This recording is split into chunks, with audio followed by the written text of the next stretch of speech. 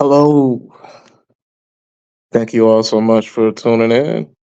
Um, First thing first, go ahead and get this elephant out the way. Yeah, it's been a little bit. Um, I'm heading into the busy season for my job.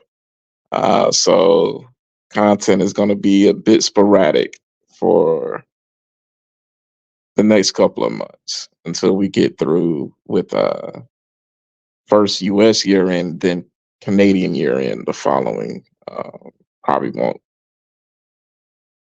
get back to normal until actually like late February, early March. Um, I've been following a lot. I've got a lot of ideas cooking in my head for future video topics and content.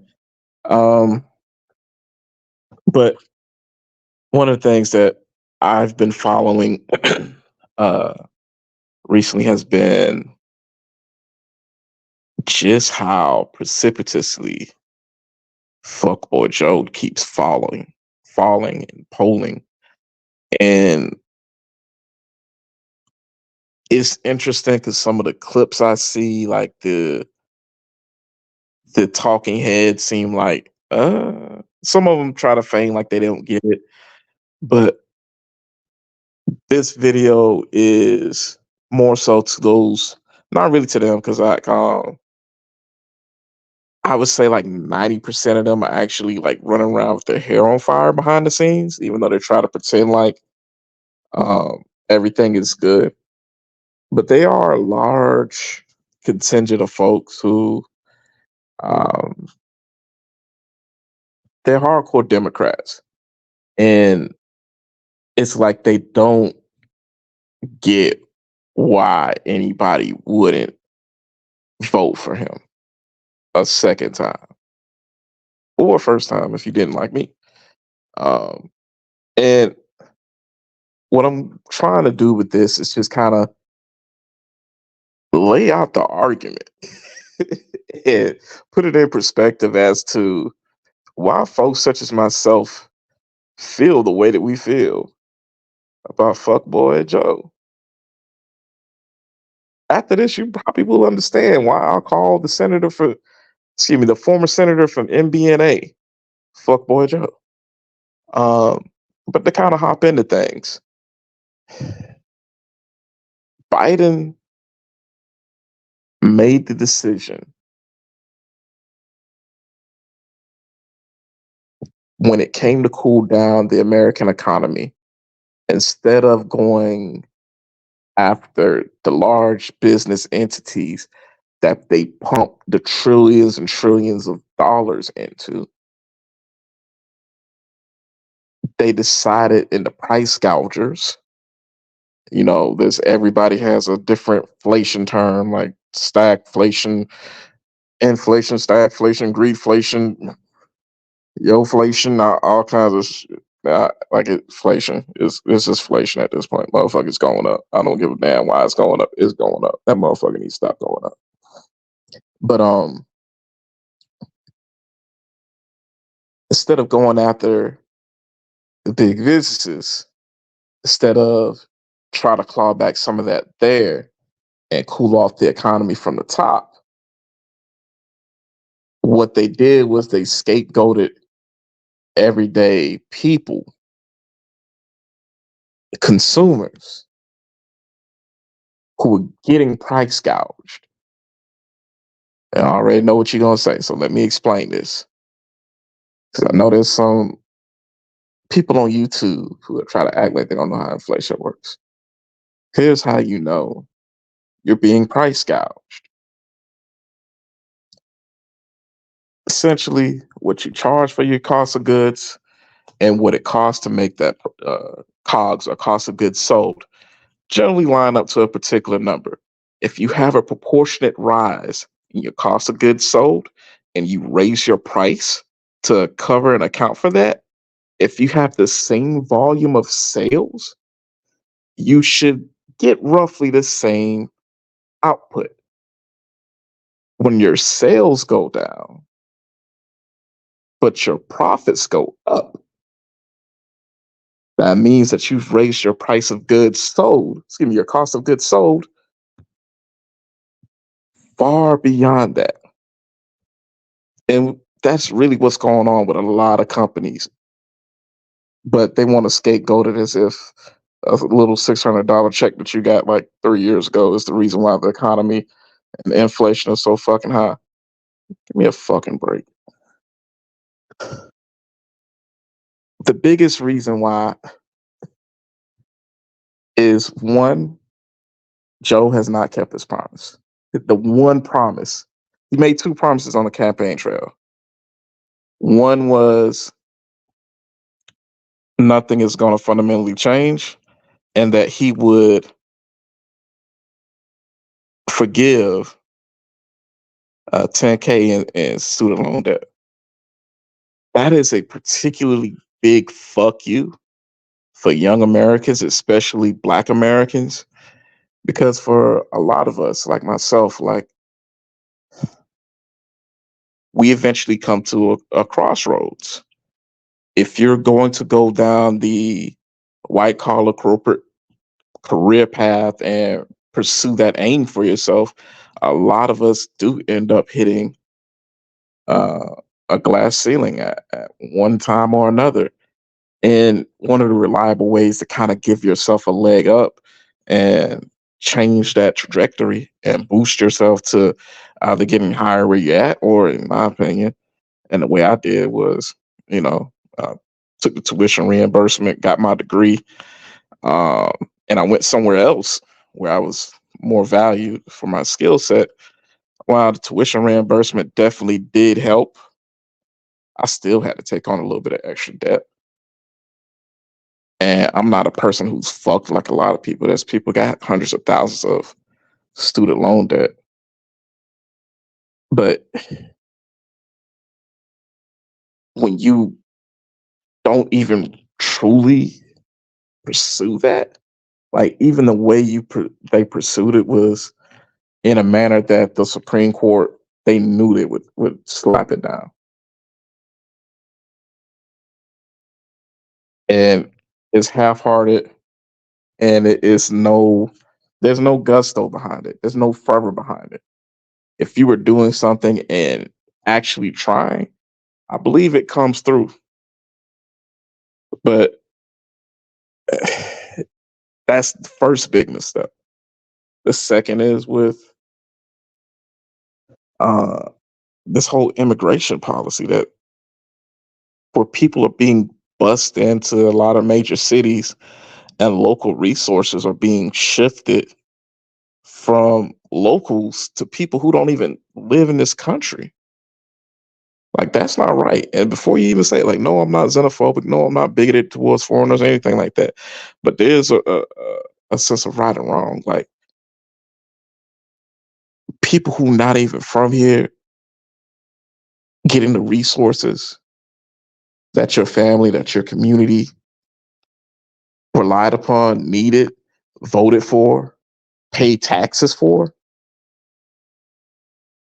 There being certain services set aside for them, such as these um, private career fair that they've private career fairs that they've been setting up where people just for for lack of a better term they're being linked with employers that pay super well. There's translators, there's all kinds. Imagine if we did that for Black people. Imagine if Black folks got this type of treatment. And you know what? It's almost like all the calls for reparations and we can't do this, we can't do this, we can't do this. It's almost like, you know what? We could definitely do something for Black folks and address a lot of what they've been calling for in some way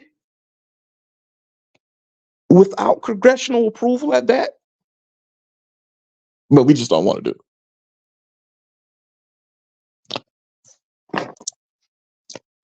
And then tying all that back into everything else, to the first point, I guess, rather, with the superheated economy, your choice to cool it down wasn't to go after the businesses, but was to target the little people. And these interest rates have caused a conundrum for a lot of folks in a myriad of ways, whether they're seeking just simple financial instruments like loans or whatnot. Well, I guess everybody's technically looking for a loan with affected by interest rates, but I digress. Like, even in terms of the housing market, it's effectively locked a lot of folks in which for a lot of folks, they don't want to sell and rebuy because now a lot of folks in certain markets, they're seeing where their home values are falling. And it's not an across the board type of thing, but some places home values are falling significantly. Some places they're holding steady, and it makes for a lot of uncertainty in that market. And I can see why some people wouldn't want to sell their home, especially when you're talking about selling a home, maybe getting a moderate gain from the sticker price, but looking and getting into another home with a significantly higher interest rate than what you paid in the first one. Like, I probably would sit tight too. And that's not even to address the fact that there's a whole lot of other factors like these large corporations putting pressure on housing supply.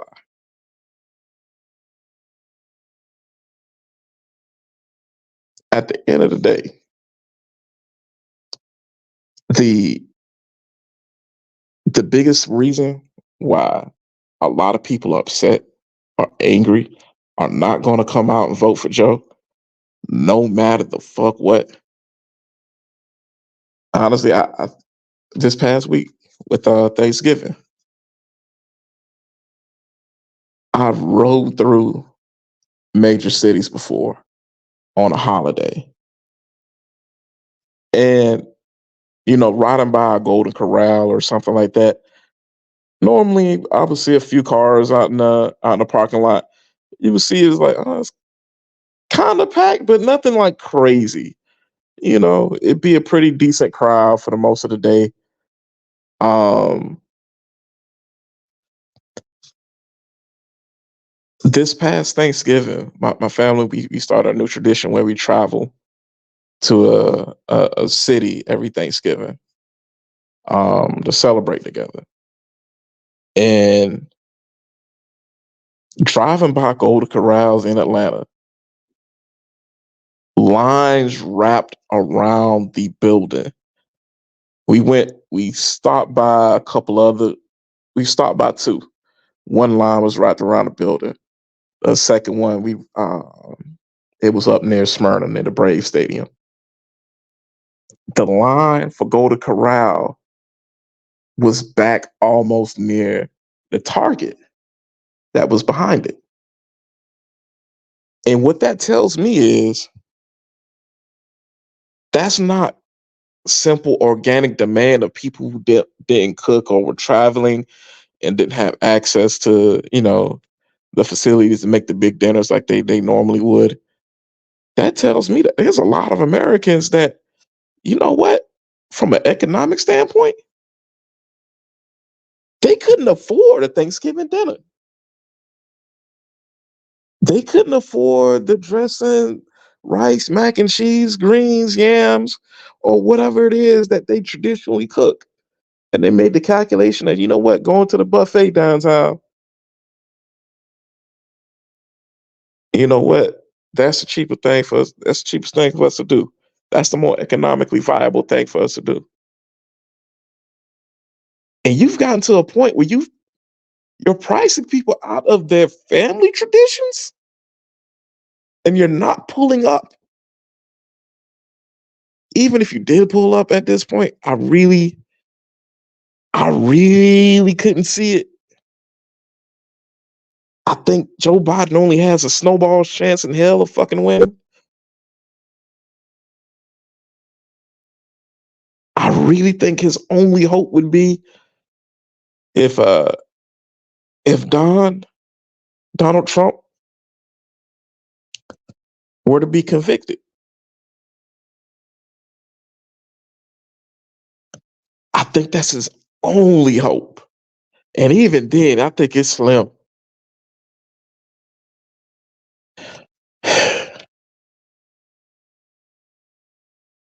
Finally, I mean, and there's a whole lot of other stuff. I know for a lot of younger Americans, and this one a lot less so. This is more so just for me. Um, I, in particular, the way the whole Palestine situation is being handled. I look at that and it makes me wonder what aims would our government do to try to get rid of us. And I know it's not a quote unquote perfect parallel, but I do pay attention to how other people groups, in particular minority people groups around the world, are treated and what the international community's response is. And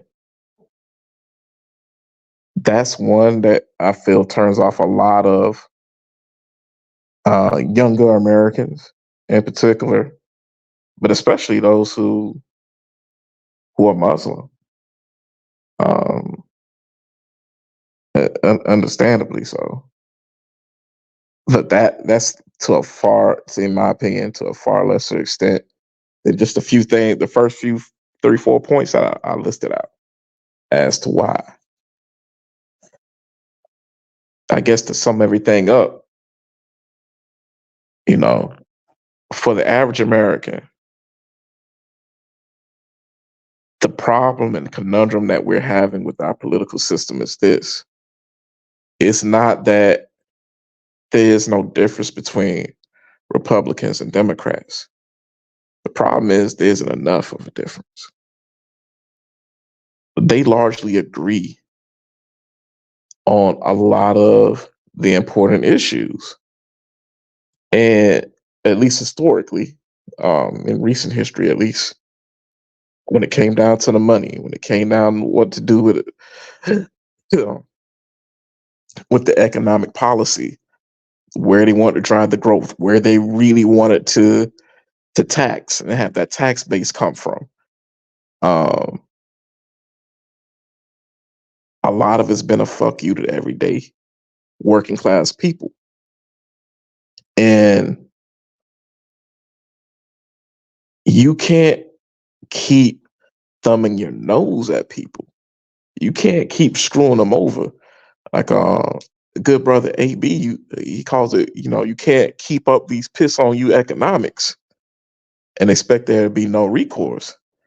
And I'll say this too, like if any of the good brothers that I normally chop it up with politics from time to time, make come across this, like please share your thoughts, man. Let me know if I'm way off. Let me know. Let me know you think I'm way off. If you think I'm pretty based, or if you think I'm holding back in any way, like please let me know. I respect a lot of y'all brothers, and I really want to hear y'all opinion on this too. Like Z, 18th, AB, you know. But yeah, and damn it, I lost my thought. But yeah, you can't keep thumbing your nose at your constituency. You can't keep screwing them over and not giving them anything. Finally, the last reason why I think he really is going to lose, I think the really question at this point is going to be by how much. Um, you haven't put anything on the ballot.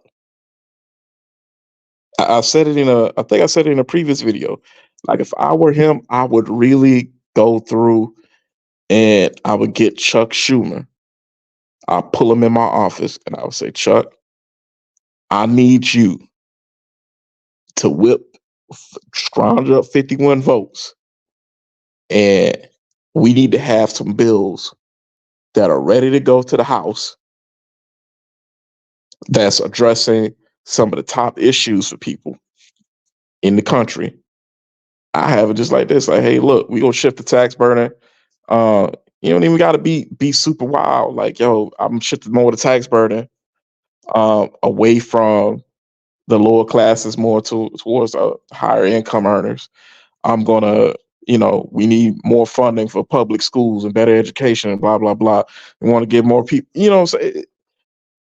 more funding for healthcare, or at least trying to provide some modicum of a baseline of of care for individuals across the country. Like, the things that are really going to affect everyday people, or at least the voters.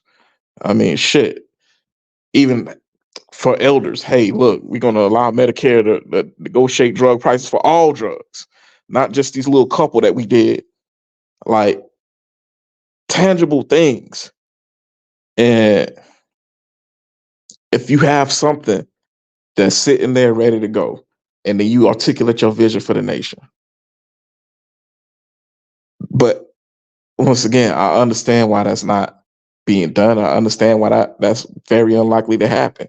You said nothing would fundamentally change. You, my friend, are the first politician that I've seen that was honest, that actually kept his promise. I mean, in one sense, I can't even be mad at that. You told them motherfuckers I ain't giving you jack shit, and they ate it up just because your last name wasn't Trump. But the problem that everybody's having with you now is the same problem that was articulated from day one by brothers like Hugh, by brothers like, oh, this is Asian badly, Diddy, P. Diddy, before he was blowing up cars and shit, where they said, like, yo, what are we going to get for our vote? What are we going to get for supporting you? And everybody said this, yo, it's good enough that you just not him. But now it's the day after, and people are realizing, like, yeah, he's not him, but I can't afford a goddamn thing. New car, forget new cars. The vehicle that symbolizes and is so integral to a lot of people, because it's one of those things, like if you work a side job or anything that requires some type of equipment, a lot of people have a pickup truck. I know we've often, my boy Z's off. He talked at one point about car prices like a few months ago. I'm seeing just base model new trucks like Dodge Rams, F-150s, basically 100K. Like, you're pricing Americans out of America. Like, that is unsustainable. This is, I'll be frank, this is dangerous and it is scary. I don't know how much more you can tighten the screws and expect the lid to stay on.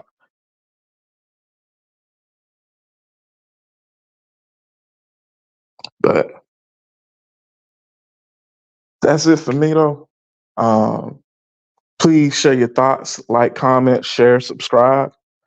And I'm going to try to get a few more things out on the channel before things get like super, super duper busy for the next couple of months. But especially, yeah, if any of those brothers that I mentioned or anybody else that's a little bit of a political junkie comes across this, please share your thoughts. I welcome the discussion. I welcome dissent. Thank you. Hope y'all have a great one. Have a good night.